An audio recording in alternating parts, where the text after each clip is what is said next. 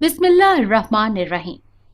अस्सलामुअलैकुम नाजरीन, आज मैं आपके लिए एक सच्ची और खौफनाक कहानी लेकर आई हूँ।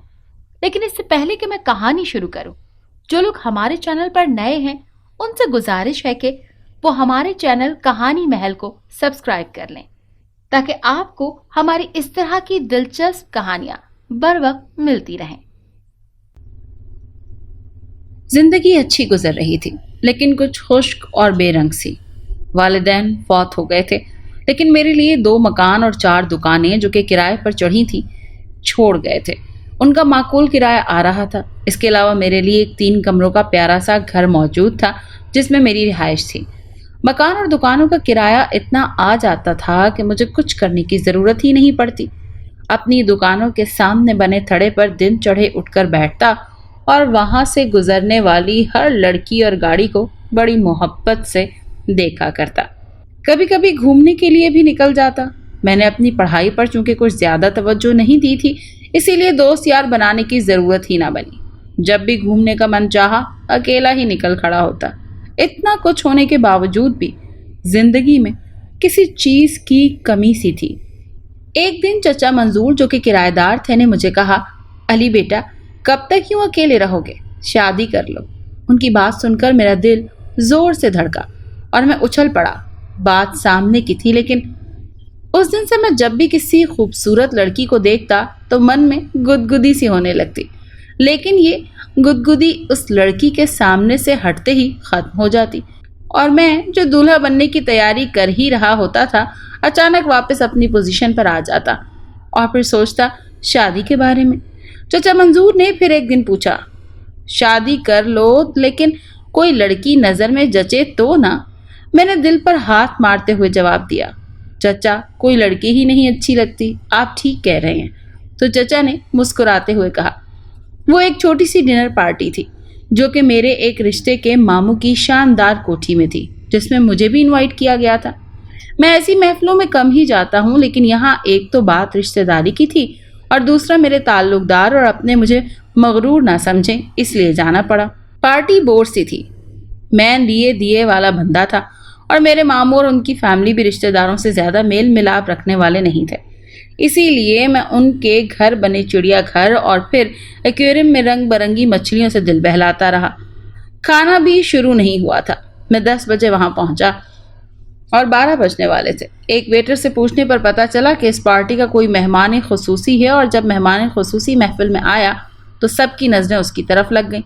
मैं भी उस शख्सियत को देखने चिड़ियाघर से निकलकर कोठी के अंदर सजी महफिल में आ गया, जहां हर जवान और बड़ी उम्र का मर्द उस शख्सियत के इर्द गिर्द नजर आ रहे थे।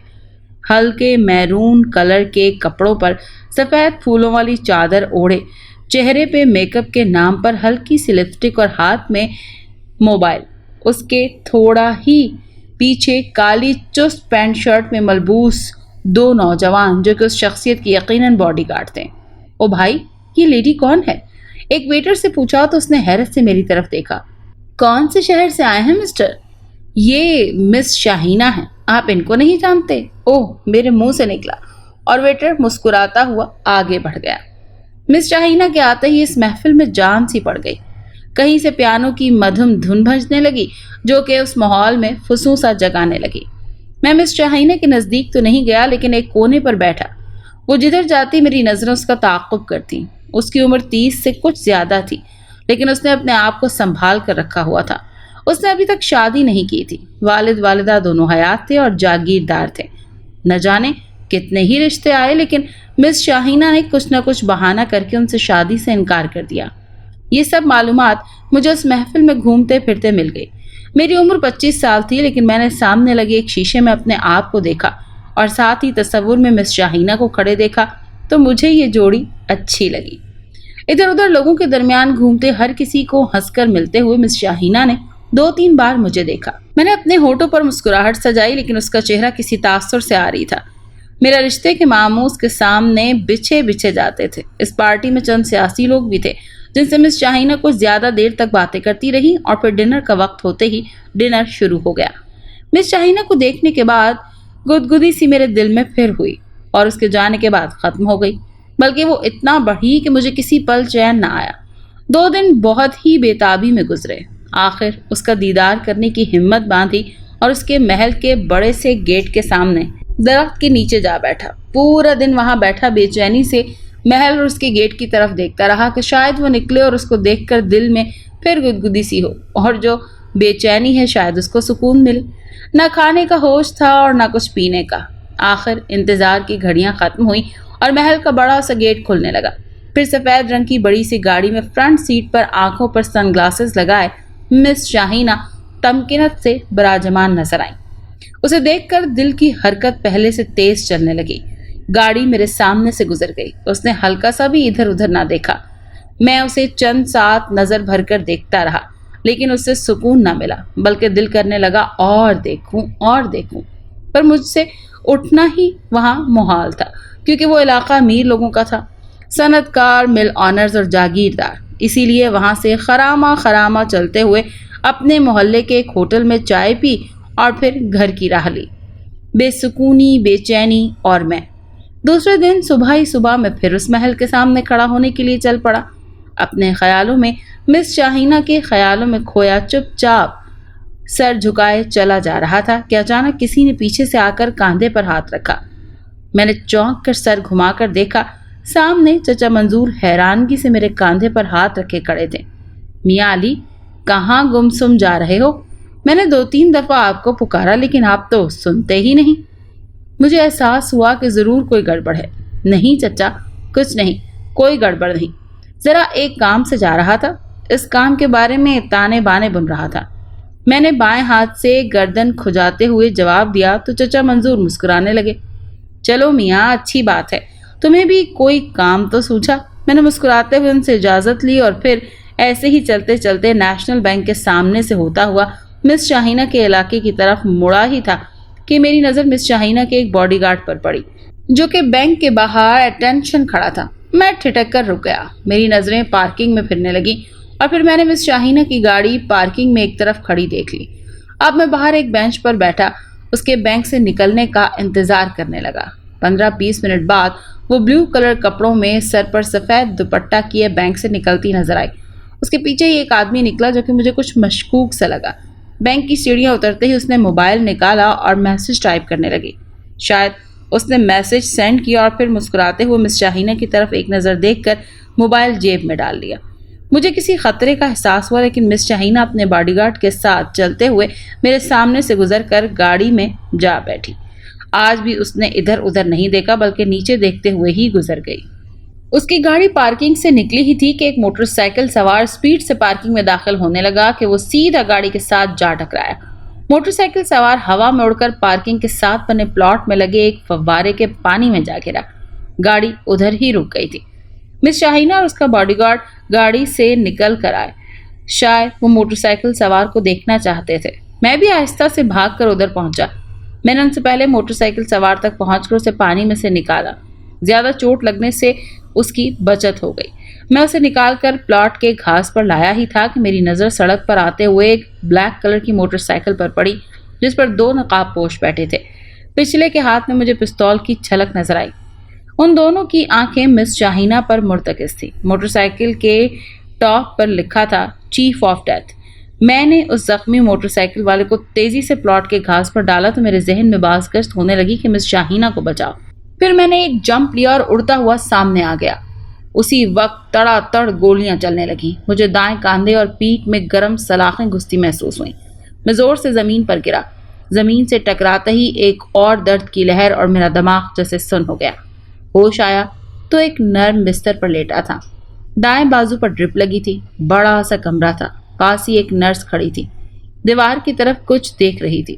یہ اتنا بڑا کمرہ یقیناً کسی اسپتال کا نہ تھا۔ میں اٹھ کر بیٹھا تو سر چکرانے لگا۔ میں پھر آنکھیں بند کر کے لیٹ گیا۔ کاندھے اور پیٹھ پر ایک چبھن سی محسوس ہوئی۔ نرس نے محسوس کر لیا کہ میں ہوش میں آ گیا ہوں، اسی لیے وہ پلٹ کر میرے پاس آ گئی اور مجھے غور سے دیکھنے لگی۔ بند آنکھوں سے بھی اس کا ہیولا مجھے نظر آ رہا تھا۔ اسے اپنے اوپر جھکے ہوئے محسوس کرتے ہی میں نے آنکھیں کھول دی۔ اس نے مسکرا کر میری طرف دیکھا اور میری طبیعت کے بارے میں 2-3 باتیں پوچھی۔ میں کچھ سوچ کر سر ہلا کر اطمینان کا اظہار کرنے لگا۔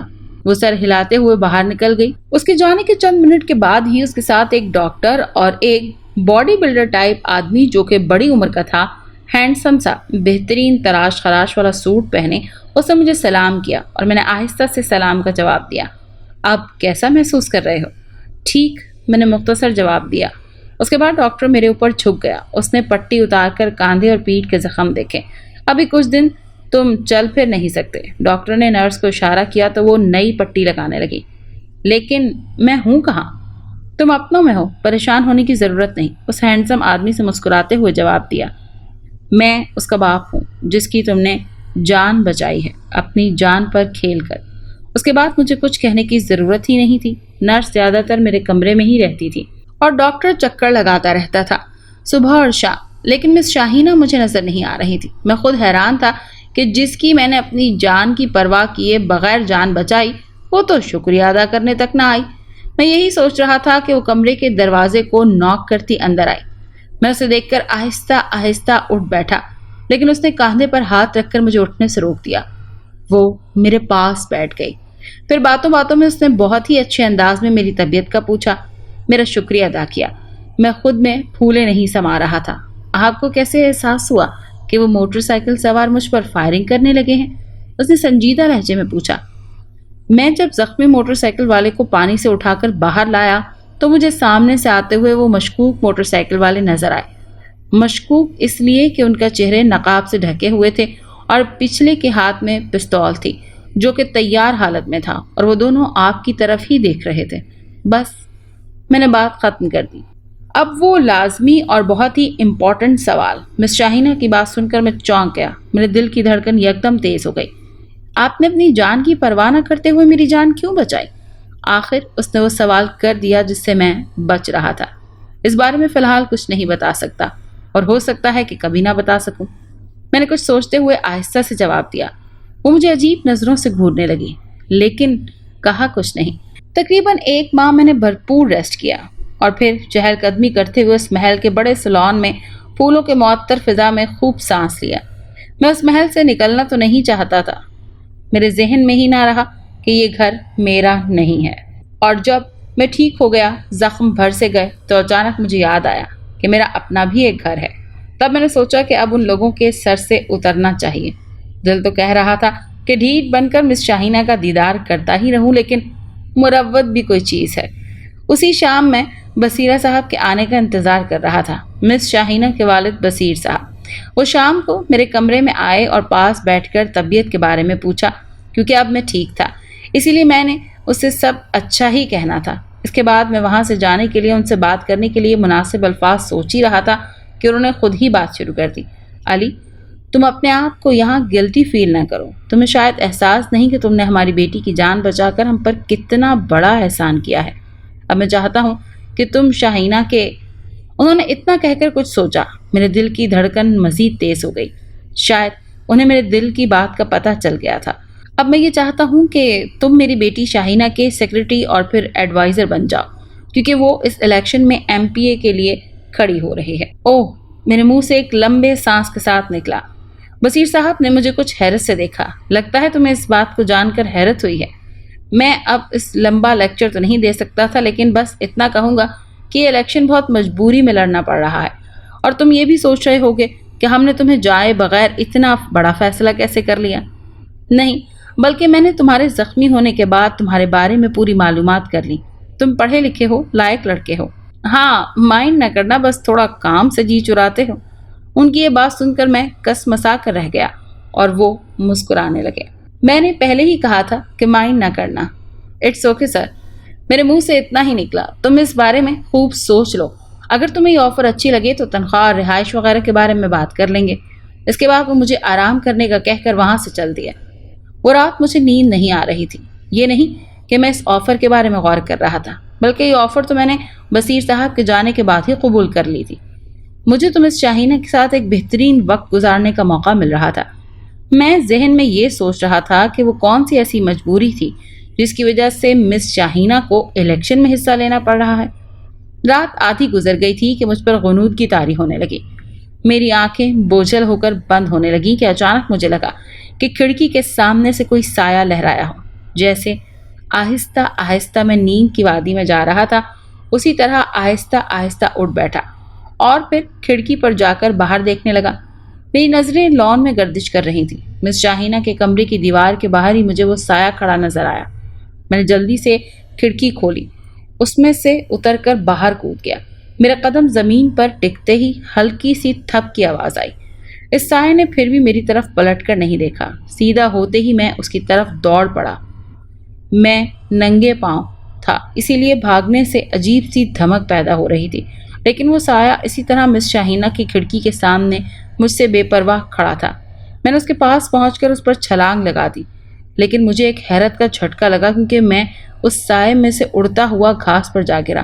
وہ حقیقت میں سایہ ہی تھا، لیکن کس کا؟ میں نے ادھر ادھر دیکھا، مجھے تو وہاں کوئی آدمی نظر نہیں آیا جس کا وہ سایہ ہو۔ میں نے پھر سے اس سائے کی طرف دیکھا جو مسلسل مس شاہینہ کی کھڑکی پر نظریں جمائے کھڑا تھا۔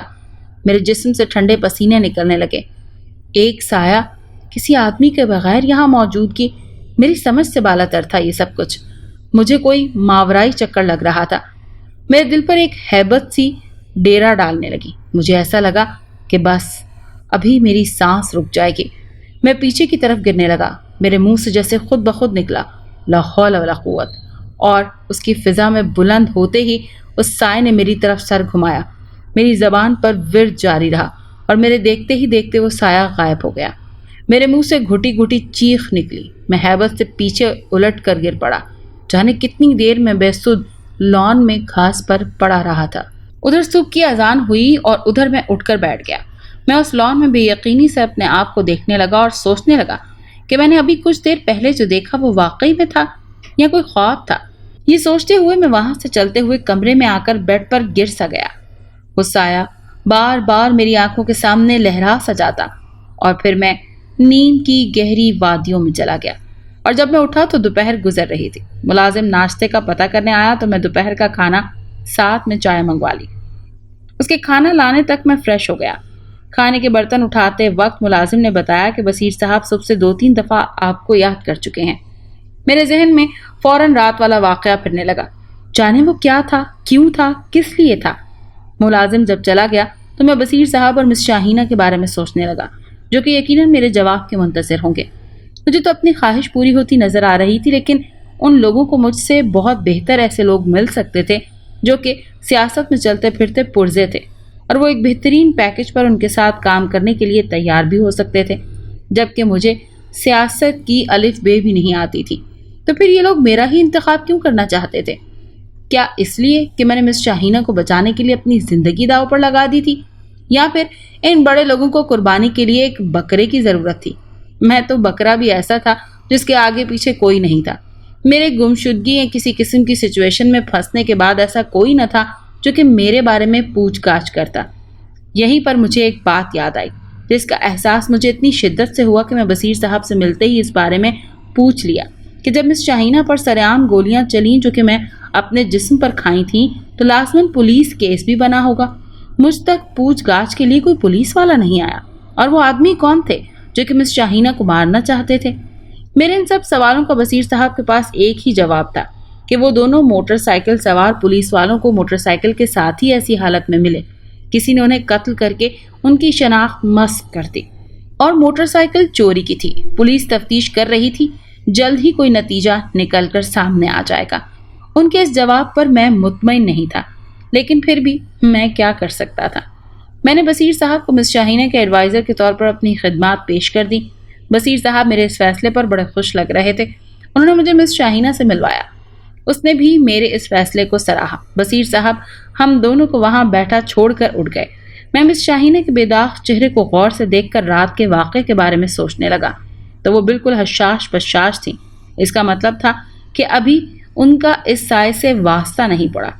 علی، تمہارے ذہن میں اس بارے میں بہت سے سوالات ہوں گے کہ سیاست میں تو کتنے ہی ایڈوائزر ہوں گے، کتنے ہی کل پرزے ہوں گے، تو تم ہی کیوں؟ اس کا آسان سا جواب میرے پاس موجود ہے۔ میں کسی پہلے سے سیاسی آدمی کو رکھنا نہیں چاہتی تھی، کیونکہ وہ لوگ اپنے فائدے کے لیے مجھے ہر طرح کے داؤ پیچ سکھائیں گے، اور چاہے میں جتنا بھی بچوں ان کے داؤ پیچ میں آخر کار آ ہی جاؤں گی۔ اسی لیے میں ان لوگوں سے ایوائڈ کر رہی تھی۔ میری یہ خواہش تھی کہ میرے ایڈوائزر کے طور پر کوئی نیا لیکن پڑھا لکھا اور سمجھدار بندہ ہونا چاہیے۔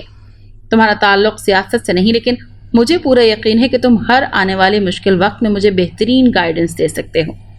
مس شاہینہ کی باتیں سن کر میں خوشی سے پھول سا گیا۔ میرے ذہن سے خدشات کی گرد کچھ کم ہوئی۔ ہم سب نے رات کا کھانا ساتھ کھایا۔ اس کے بعد میں اجازت لے کر اپنے کمرے میں آ گیا، بیڈ پر لیٹ گیا، لیکن دن بھر سونے کی وجہ سے نیند نہیں آ رہی تھی۔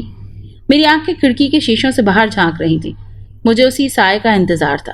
11 بجے میں نے اپنے لیے چائے منگوائی، ملازم کو تھرماس میں لانے کا کہا تاکہ رات جب بھی طلب ہو آسانی سے پی لوں۔ 1 بجنے والا تھا۔ میری نگاہیں منتظر انداز میں کھڑکی کی طرف دیکھ رہی تھی کہ اچانک کوئی کھڑکی کے سامنے سے گزر گیا۔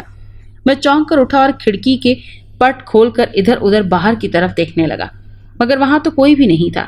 تھوڑی دیر تک سایہ درمیانی سپیڈ سے چلتا ہوا مس شاہینہ کے کمرے کی کھڑکی کی طرف جا رہا تھا۔ میں پھولوں کے پودوں کے ساتھ چھپتا ہوا اس کے پیچھے جانے لگا۔ اب وہ سایہ کھڑکی کے عین نیچے کھڑکی کی طرف دیکھ رہا تھا۔ میں پودوں کے ساتھ چھپ کر اسے دیکھنے لگا۔ اس وقت سایہ کھڑکی کی طرف بڑھا۔ میں اس کے انداز سے چونک اٹھا کیونکہ اس نے بھاگنے والے انداز میں 2 اسٹیپ لیے اور جمپ لگا کر کھڑکی پر چڑھ گیا۔ کھڑکی کھلی ہوئی تھی۔ میرے دیکھتے ہی دیکھتے وہ اندر گم ہو گیا۔ میں پھولوں کے ساتھ حیرت سے کھڑا دیکھتا رہا۔ تقریباً 5 منٹ سے زیادہ بھی ادھر ہی حیرت زدہ کھڑے ہوئے ہوں گے تو ایک لمبا سانس لے کر ششپنج میں مبتلا اس کھڑکی کی طرف بڑھا۔ کھڑکی کے پٹ بند تھے جبکہ میں نے خود کھلی کھڑکی سے اس سائے کو اندر کودتے دیکھا تھا۔ میں اس کھڑکی کے سامنے کھڑا ہو گیا لیکن اوپر لٹک کر اس میں سے جھانکنے کی ہمت نہیں ہو رہی تھی۔ میں سوچ میں پڑ گیا کہ اندر دیکھوں یا چپ چاپ واپس اپنے کمرے میں چلا جاؤں۔ اچانک میں نے اندر دیکھنے کا فیصلہ کیا اور لپک کر ایک جمپ لگائی اور کھڑکی کے اوپر بنے چھجے کو دونوں ہاتھوں سے مضبوطی سے پکڑ کر اندر جھانک کر شیشوں سے دیکھنے کی کوشش کرنے لگا۔ کمرے میں چھوٹا بلب جل رہا تھا، ہلکی ہلکی روشنی تھی۔ میں نے پورے کمرے میں جہاں تک ان شیشوں سے نظر آتا تھا دیکھا، لیکن وہ سایہ مجھے نظر نہیں آیا۔ اور پھر میری نظر سامنے دیوار کے ساتھ پڑے بیڈ پر پڑی۔ میں چونک اٹھا۔ بیڈ پر مس شاہینہ کے ساتھ کوئی تھا۔ وہ دونوں آپس میں کمبل کے اندر گتھم گتھا تھے۔ میں اس طرف حیرانی سے دیکھ رہا تھا۔ اچانک ان میں سے ایک کے سر پر سے کمبل ہٹا کہ مجھے دیکھا۔ اس کے دیکھتے ہی مجھے ایک جھٹکا لگا اور میرے ہاتھ اچھمبے سے چھوٹ گئے۔ میں پیٹھ کے بل زمین پر گرا۔ میرا جسم جھنجھنا اٹھا۔ میرا دماغ حیرت کے شکنجے میں تھا کیونکہ میری طرف دیکھنے والا 100% وہ سایہ ہی تھا۔ میں نے جو کچھ اندر دیکھا تھا اس کے بعد تو میری وہاں سے اٹھنے کی ہمت ہی نہیں ہو پا رہی تھی۔ میں آج بھی بے سد سا پڑا رہا، جیسے کہ زمین نے مجھے اپنے ساتھ چپکا لیا ہو۔ صبح کی اذان ہوئی تو میں اٹھ کر اپنے کمرے میں جا کر سو گیا، لیکن صبح 10 بجے مجھے اٹھا دیا گیا کیونکہ سیاسی سرگرمیاں شروع ہو چکی تھیں۔ میں نے مس شاہینہ کی طرف کئی بار غور سے دیکھا لیکن وہ بالکل حشاش بشاش اور ہر فکر سے جیسے آزاد تھی۔ میٹنگ اور پھر کچھ فنکشنز اٹینڈ کرتے رات کے 10 بج گئے۔ واپس آ کر کھانا کھاتے ہی میں اپنے کمرے میں چلا گیا۔ آج پھر میں اسی سائے کا انتظار کرنا چاہتا تھا تاکہ دیکھ سکوں کہ یہ چکر کیا ہے۔ لیکن دن بھر کا تھکا ہارا جب بیڈ پر لیٹا تو اونگ آنے لگی۔ جاگنے کی بہت کوشش کی لیکن آنکھیں بند ہونے لگی، پلکیں بوجھل ہو گئیں۔ مجھے ایسا لگا کہ کمرے میں کوئی ٹہل رہا ہو۔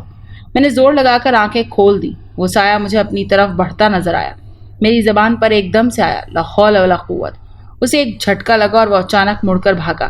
کمرے کا دروازہ بند تھا لیکن وہ رکا نہیں اور بند دروازے سے پار ہو گیا۔ میں اٹھ کر حیرت سے بیڈ پر بیٹھ گیا۔ میں نے سوچ لیا کہ بصیر صاحب سے اس سائے کے بارے میں بات کروں گا۔ میرے جسم میں اس سائے کو دیکھتے ہی سنسنی پھیل جاتی تھی۔ اس کے جانے کے بعد بھی دماغ کسی بھی سوچ سے خالی رہتا تھا، لیکن اس رات میں اس کے جانے کے بعد اس کا قلعہ کما کرنے کے بارے میں سوچنے لگا تھا اور اسی لیے بصیر صاحب کو اعتماد میں لینا بہت ضروری تھا۔ لیکن جب میں نے بصیر صاحب سے اس بارے میں بات کی تو وہ مجھے بے یقینی سے دیکھنے لگے، جیسے انہیں میری عقل پر یقین نہیں آ رہا ہو۔ پھر بھی انہوں نے میری بات مکمل سنی اور پھر اگلی رات میرے ساتھ اس سائے کو دیکھنے کے لیے تیار بیٹھے تھے کہ وہ سایہ میری کھڑکی کے سامنے سے گزرتا نظر آیا۔ میں نے بصیر صاحب کو مخاطب کر کے کہا کہ یہ میری طرف دیکھ رہے تھے۔ اس سائے کی طرف متوجہ کیا، اٹھ کر کھڑکی سے کود کر باہر نکل آیا۔ بصیر صاحب بھی میرے پیچھے آہستہ سے اترے۔ میرا رخ اس سائے کی طرف تھا جو کہ آہستہ آہستہ مس شاہینہ کی کھڑکی کی طرف جا رہا تھا۔ میں نے بصیر صاحب کو اس طرف اشارہ کر کے سایہ دکھانے کی کوشش کی تو انہوں نے میری انگلی کو سیدھ میں اس طرف غور غور سے دیکھنا شروع کر دیا۔ روشنی کم تھی لیکن اتنا اندھیرا بھی نہیں تھا کہ وہ سایہ ان کو نظر نہ آتا۔ میرے دیکھتے ہی دیکھتے آج پھر سایہ کھڑکی سے لٹک کر اندر چلا گیا۔ میں نے بصیر صاحب کو اس کھڑکی تک لے جانا چاہا لیکن انہوں نے مجھے بازو سے پکڑا اور گیلری سے چلتے ہوئے مس شاہینہ کے کمرے کے سامنے پہنچ کر دروازہ کھٹکھٹا ڈالا۔ مس شاہینہ تیسری دفعہ دروازہ بجنے پر آواز دیتی آئیں اور دروازہ کھول دیا۔ بصیر صاحب نے اس سے استفسار کیا لیکن اس نے ایسے جواب دیا جیسے وہ حقیقت میں اس سائے سے بے خبر ہے۔ میں بھی اس کا مضبوط لہجہ سن کر حیران رہ گیا، اسی لیے میں نے چپ سادھ لی کیونکہ بصیر صاحب کو وہ سایہ نظر نہیں آ پایا تھا اور مس شاہینہ سرے سے ہی مکر گئی تھی۔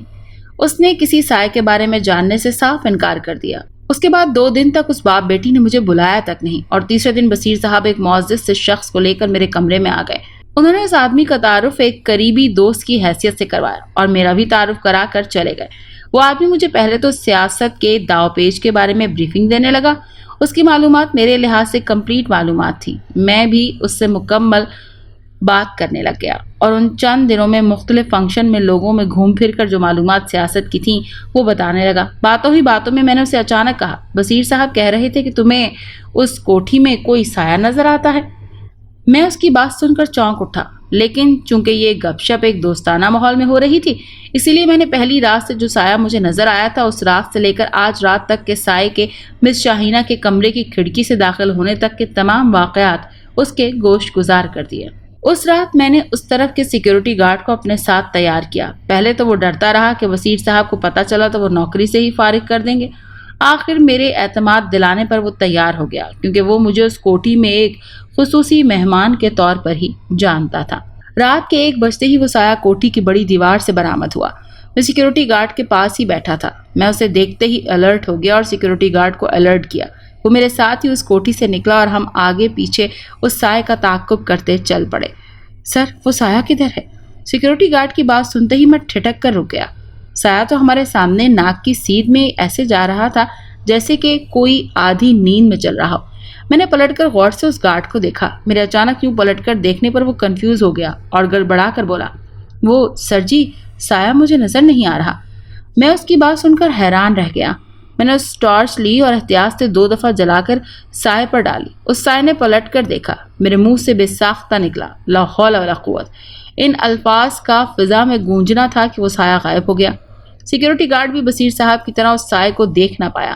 میں نے سوچا کہ ہو سکتا ہے بصیر صاحب ذرا بڑی عمر کے ہیں تو ان کی نظر کچھ کمزور ہو، لیکن اس سیکیورٹی گارڈ کو بھی وہ سایہ نظر نہیں آیا تو میں پریشان ہو گیا۔ میں نے اس گارڈ کو واپس اس کی ڈیوٹی پر جانے کا کہا اور خود اپنے کمرے میں جا کر اس سارے چکر کے بارے میں سوچتے ہوئے گہری نیند کی وادیوں میں چلا گیا۔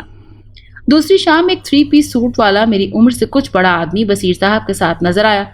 بصیر صاحب نے پہلے اس کا تعارف کروایا، وہ بھی سیاست کا ایک چلتا پرزا تھا۔ پھر انہوں نے میرا تعارف کروایا تو اس نے طنزیہ لہجے میں کہا، اچھا تو یہ ہیں علی صاحب۔ مجھے اس کا لہجہ بڑا ناگوار گزرا لیکن میں چپ رہا۔ بصیر صاحب نے بھی اس کی طرف گھور کر دیکھا تو وہ نیچے دیکھنے لگا۔ اس کے بعد وہ نیا آنے والا آدمی مس شاہینہ کے ساتھ نظر آنے لگا۔ بصیر صاحب اور مس شاہینہ مجھے اگنور کرنے لگے۔ اب رات کو وہ سایہ میرے ارد گرد نظر آنے لگا۔ میرے اندر ڈر سا بیٹھ گیا، میرا دماغ چٹکنے لگا اور وہ نیا پرزا آتے جاتے مجھ پر طنز کے تیر برسانے لگا۔ ایک دن میرے صبر کا پیمانہ لبریز ہو گیا۔ میں نے اس کے ساتھ ہاتھا پائی کی، مجھے بڑی مشکل سے قابو کیا گیا۔ میرا دماغ بہت ہی گرم تھا۔